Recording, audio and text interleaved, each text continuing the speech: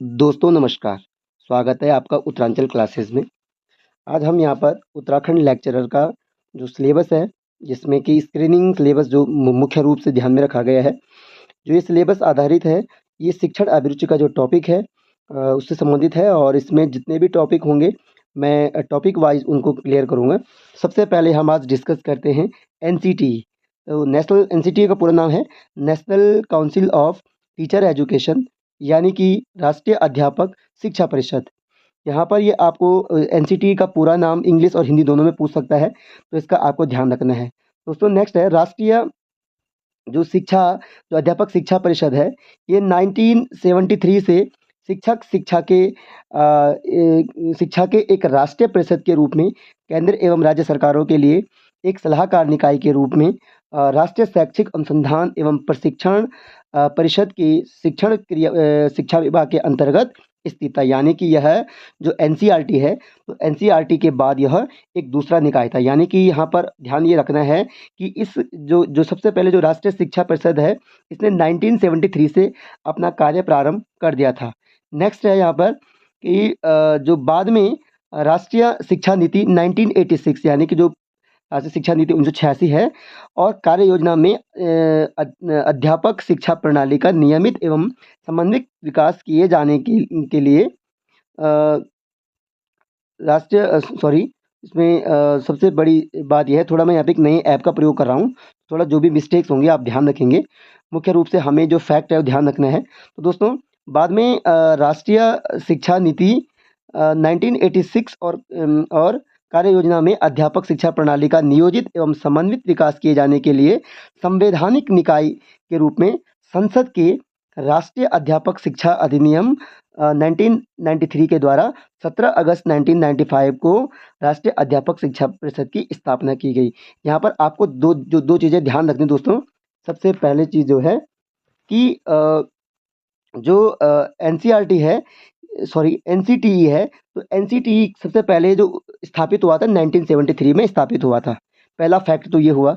दूसरा फैक्ट ये है कि इसने 1993 में सबसे पहले संसद ने इस पे एक एक्ट बनाया। यानी सबसे पहले ध्यान में यह रखना है कि 1993 ईस्वी में यह संसद से पारित होकर एक संवैधानिक निकाय के रूप में स्थापित हुआ। लेकिन जो इसने कार्य करना प्रारंभ किया, यह 17 अगस्त 1995 से इसने कार्य करना प्रारंभ किया, यानी कि एक संवैधानिक संस्था के रूप में। यानी कि 1973 में सबसे पहले स्थापित हुआ, 1993 में इस पे संसद में एक एक्ट बना, यानी यह संवैधानिक रूप इसने धारण किया। लेकिन संवैधानिक रूप धारण करने के बाद 17 अगस्त 1995 को यह अपना कार्य प्रणाली स्टार्ट कर पाया, यानी संवैधानिक रूप के तौर पर। नेक्स्ट है दोस्तों,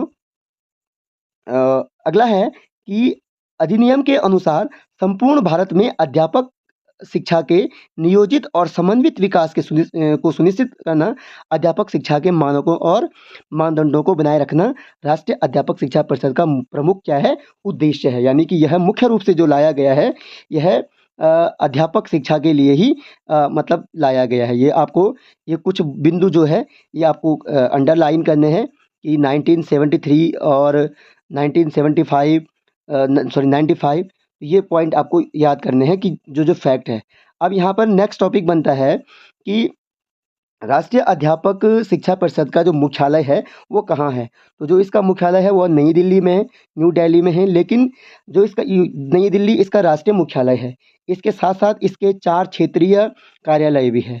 तो इसके 4 क्षेत्रीय कार्यालयों को आपको ध्यान में रखना है, जो कि पहला है आपका भुवनेश्वर, दूसरा भोपाल, तीसरा जयपुर, चौथा बेंगलुरु। यानी कि इसका जो राष्ट्रीय मुख्यालय है वो नई दिल्ली में है, और जो इसके 4 क्षेत्रीय समितियां हैं वो भुवनेश्वर, भोपाल, जयपुर और बेंगलुरु में है। तो आप इसको अपने हिसाब से इन 4 चीज़ों को नोट कर सकते हैं। जैसे मैंने यहाँ पर बीबीजेबी तो इस प्रकार से किया हुआ है। तो इस प्रकार से आप अपने ट्रिक अपने हिसाब से आप इसको बना सकते हैं। नेक्स्ट है दोस्तों, जो इसके कार्य है, इसके कार्य क्या है। पहला है शिक्षण प्रशिक्षण संस्थाओं को मान्यता देना और उनकी मान्यता समाप्त करना, पहला कार्य एनसीटीई का है। दूसरा है शिक्षण प्रशिक्षण संस्थाओं के मानदंड और स्तर का निर्धारण करना, इसका दूसरा कार्य है। तीसरा है पाठ्यक्रम और शिक्षण विधियों के संबंध में दिशा निर्देश विकसित करना, ये इसका तीसरा कार्य है। और चौथा है अध्यापक शिक्षा पाठ्यक्रमों के प्रवेश अवधि पाठ्यक्रम परीक्षा आदि के संबंध में दिशा निर्देश देना। तो इस प्रकार से इसके कार्य है। नेक्स्ट कार्य है इसका अध्यापक शिक्षा के व्यावसायीकरण को रोकने के उपाय करना। यानी कि यह अध्यापक शिक्षा का जो व्यावसायीकरण है, यानी जो अध्यापक शिक्षा को बिज़नेस के तौर पे अपनाते हैं, इसके लिए भी और स्ट्रिक्टली यह आयोग क्या करता है, इसको प्रतिबंधित करता है। नेक्स्ट राष्ट्रीय अध्यापक शिक्षा परिषद द्वारा अध्यापक शिक्षा से संबंधित निम्न शोध पत्रिकाओं का प्रकाशन होता है। यानी कि जो एनसीटीई द्वारा जो शोध पत्रिकाएँ चलती है, वो इस प्रकार से नंबर 1 है Indian journal of teacher education. यह अंग्रेजी भाषा में प्रकाशित एवं अंतर्राष्ट्रीय जर्नल है, जिसका प्रकाशन वर्ष में 3 बार होता है। यानी कि एनसीटीई अपनी कुछ पत्रिकाओं का प्रकाशन भी करता है, जिसमें से पहला है Indian journal of teacher education, दूसरा है अन्वेषिका, बहुत महत्वपूर्ण है दोस्तों। अन्वेषिका यह प्रसिद्ध विद्वानों द्वारा पुनरीक्षित राष्ट्रीय शोध पत्रिका है, यानी एक नेशनल रिसर्च मैगजीन है यह, जिसका प्रकाशन वर्ष में 3 बार जनवरी, मई और सितंबर में होता है। तो पहला Indian journal of teacher education, दूसरा है अन्वेषिका, तीसरा है अध्यापक साथी। तो अध्यापक साथी जो है, यह अंग्रेजी और हिंदी दोनों भाषाओं में यह क्या होती है, प्रकाशित होती है। यह भी एक राष्ट्रीय जर्नल जिसे आप बोल सकते हैं, जिसका प्रकाशन वर्ष में 3 बार होता है, जनवरी, मई और सितंबर।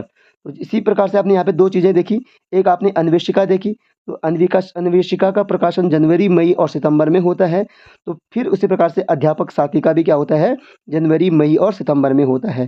तो इस प्रकार से दोस्तों हमने यहाँ पर जो महत्वपूर्ण पॉइंट थे, सबसे पहले हमने डिस्कस किया कि राष्ट्रीय अध्यापक शिक्षा परिषद 1973 से शुरू हुई।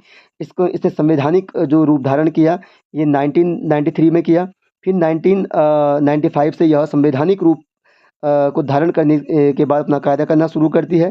फिर आपने इसमें देखा कि इसकी जो 4 क्षेत्रीय एजेंसियां हैं, भुवनेश्वर, भोपाल, जयपुर और बेंगलुरु, इसी के साथ आपने इसके जो राष्ट्रीय जो मुख्यालय है, वो नई दिल्ली के रूप में पढ़ा। फिर नेक्स्ट इसमें आपने देखा कि जो इसके कार्य है, इसके इस प्रकार के कार्यों को आपने प्रकाशित किया, जो बताया गया है। नेक्स्ट आपने देखा कि इसकी कुछ शोध पत्रिकाएँ निकलती है, इसमें आपने Indian journal of teacher education, Anveshika और अध्यापक साथी को पढ़ा। फिर इसी प्रकार से दोस्तों जो ध्येय वाक्य है एनसीटीई का, वो है गुरुर गुरुर्तमो धाम। तो ये इसका ध्येय वाक्य है, इसको भी आपको पूछा जा सकता है। दोस्तों आज हमने यहाँ पर एनसीटीई को डिस्कस किया। अगले वीडियो में हम शुरू करेंगे नए वीडियो के साथ, जो कि किसी नई वीडियो पर होगा, जो नए टॉपिक पर होगा। दोस्तों इस प्रकार से मैं आपको जो सिलेबस है पूरा सिलेबस मैं पूरा कराऊँगा। आप मेरे चैनल को सब्सक्राइब करें और इसे आगे शेयर भी करें, जो और साथी भी इससे जुड़ सकें और मैं एक नए ढंग से इस पे कार्य शुरू करूँ। दोस्तों आज यहीं पर आपको छोड़ते हैं, फिर जुड़ते हैं नई वीडियो के साथ। तब तक के लिए धन्यवाद।